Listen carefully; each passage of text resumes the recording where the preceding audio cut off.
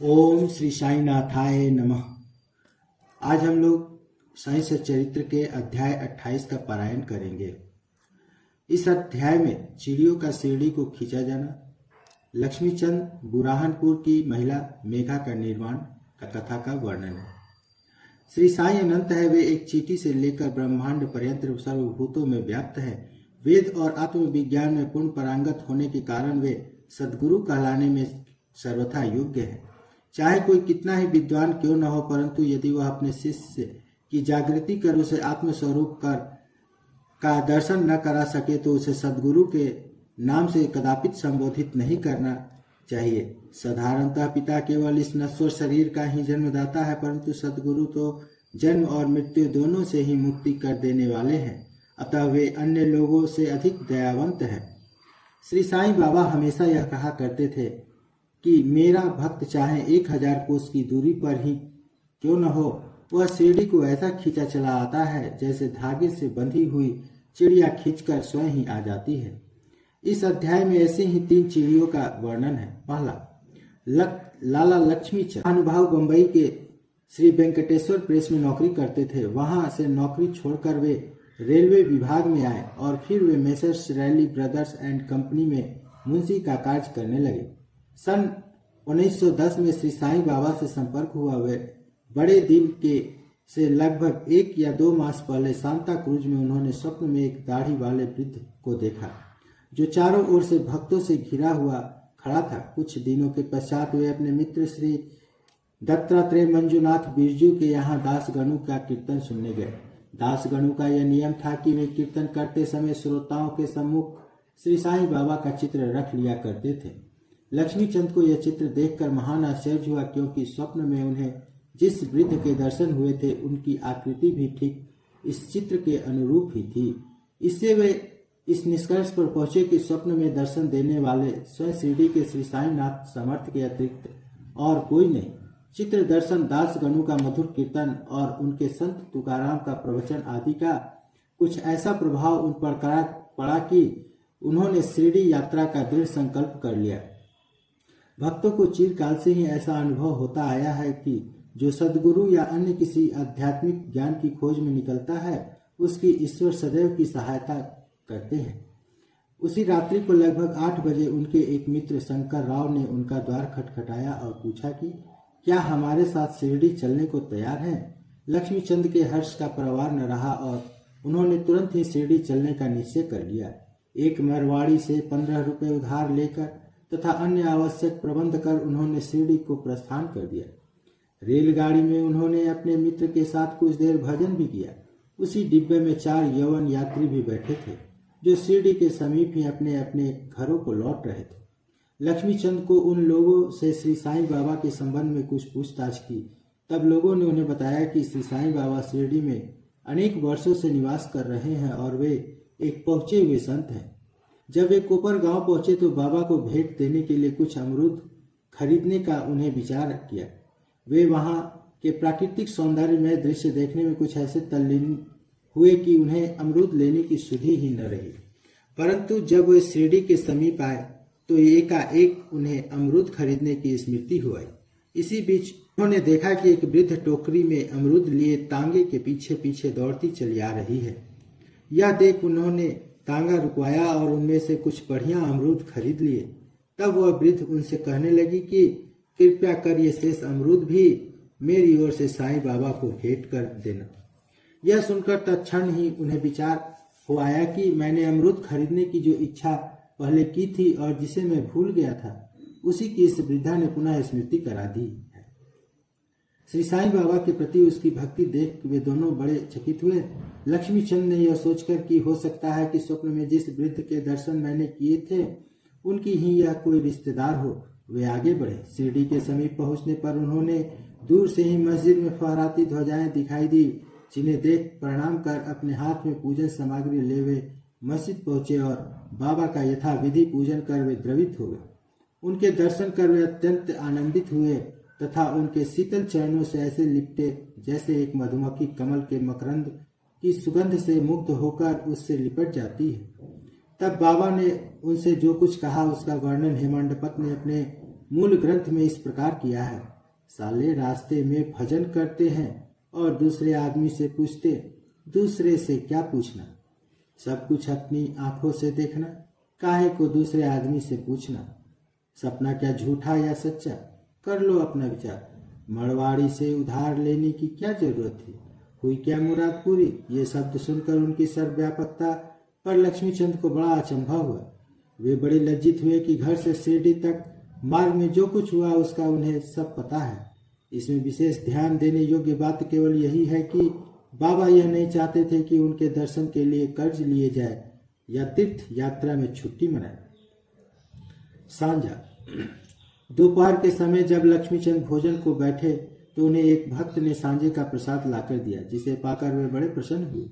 दूसरे दिन भी वे सांझे की आशा लगाए बैठे रहे, परंतु किसी भक्त ने वह प्रसाद न दिया, जिसके लिए वे अति उत्सुक थे। तीसरे दिन दोपहर की आरती पर बापू साहेब जोग ने बाबा से पूछा कि नैवेद्य के लिए क्या बनाया जाए। तब बाबा ने उनसे सांझा लाने को कहा। भक्तगण 2 बड़े बर्तनों में सांझा भर कर ले आए। लक्ष्मीचंद को भूख भी अधिक लगी थी, साथ ही उनकी पीठ में दर्द भी था। बाबा ने आज लक्ष्मीचंद से कहा, तुमको भूख लगी है, अच्छा हुआ, कमर में दर्द भी है, लो अब सांझे की ही करो दवा।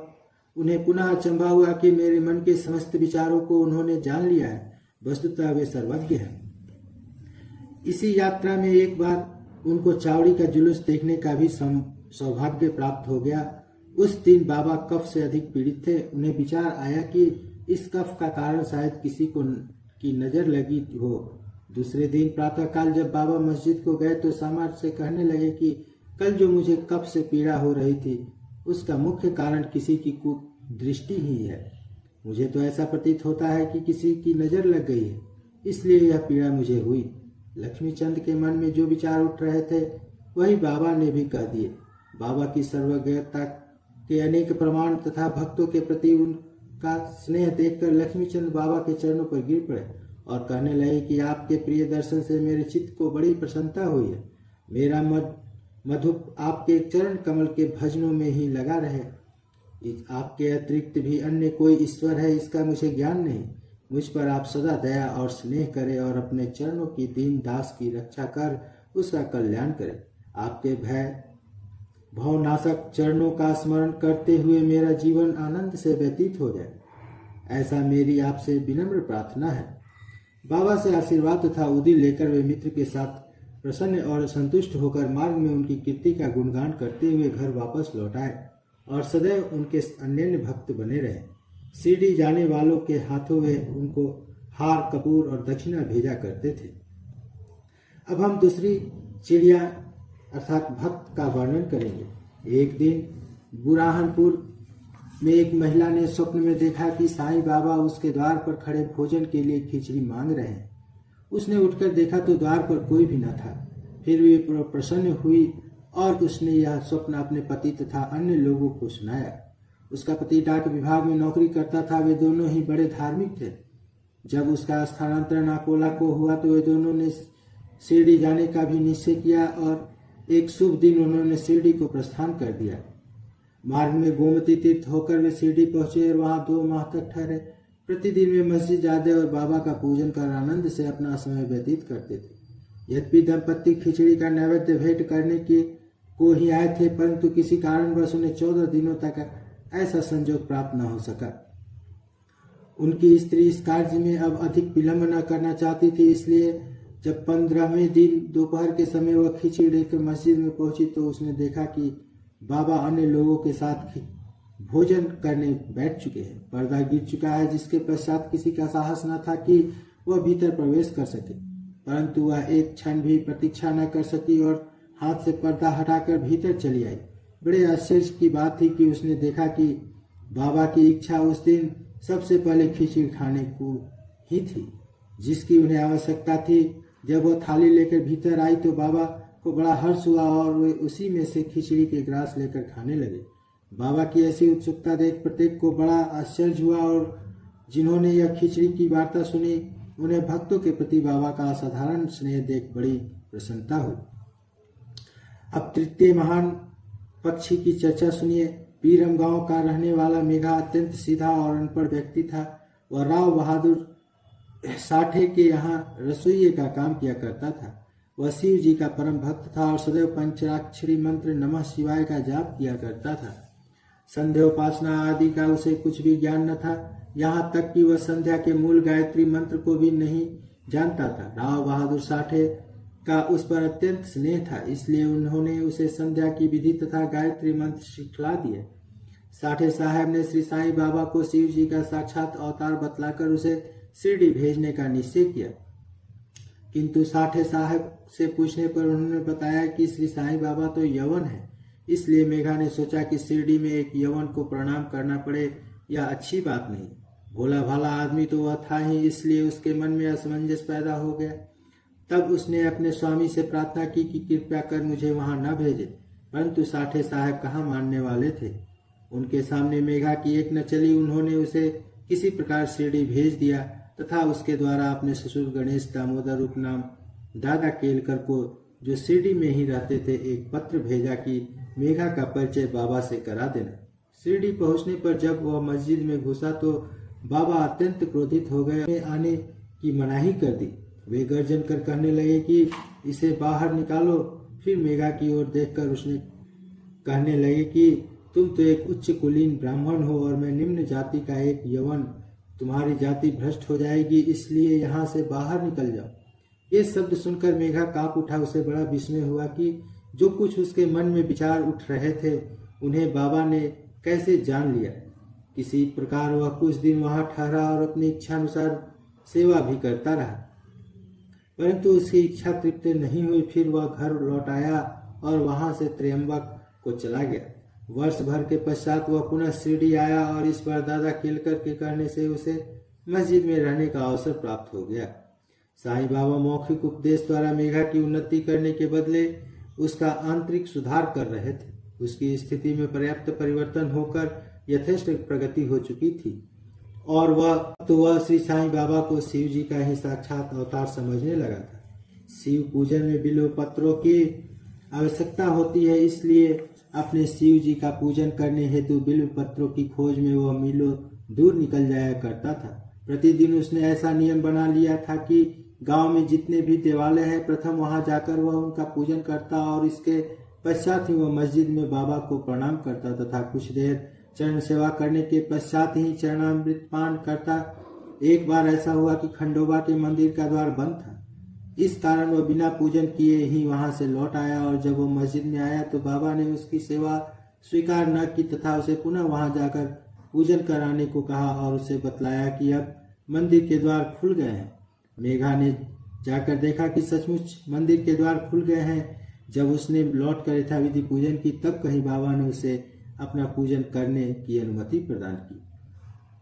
एक बार मकर संक्रांति के अवसर पर मेघा ने विचार किया कि बाबा को चंदन का लेप करो तथा गंगा जल से उन्हें स्नान कराओ। बाबा ने पहले तो इसके लिए अपनी स्वीकृति न दी, परंतु उसकी लगातार प्रार्थना के उपरांत उन्होंने किसी प्रकार स्वीकार कर लिया। गोदावरी नदी का पवित्र जल लाने के लिए मेघा को 8 कोस का चक्कर लगाना पड़ा।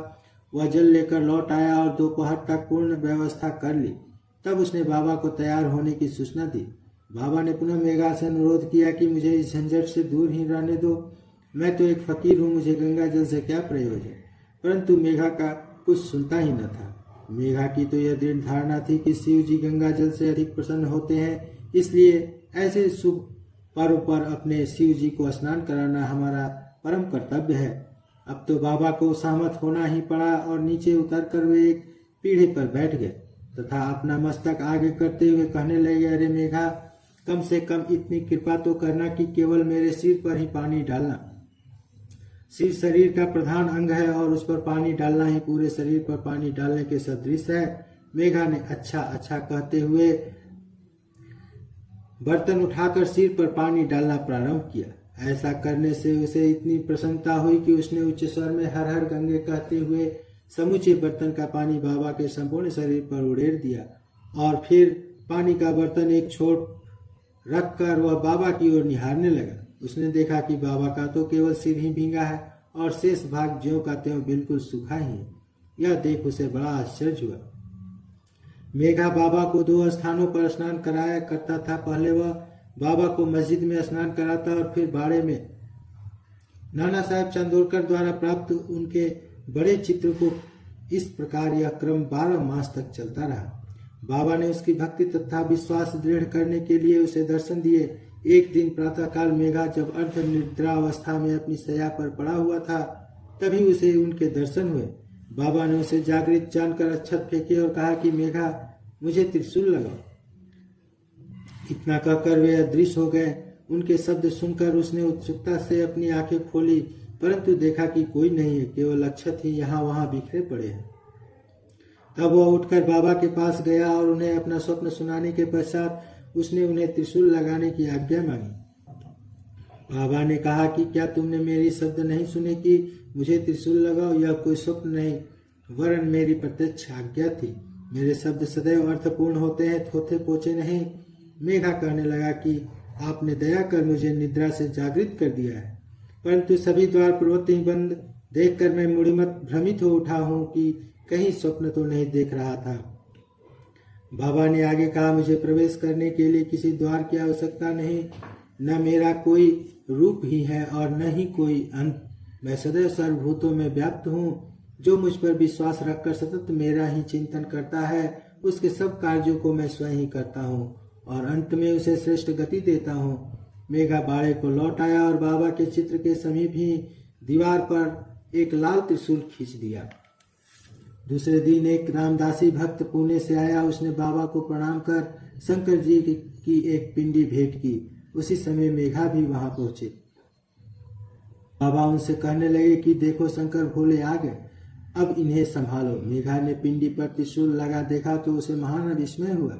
वह बाड़े में आया। उस समय काका साहेब दीक्षित स्नान के पश्चात सिर पर तौलिया डाले साईं नाम का जाप कर रहे थे।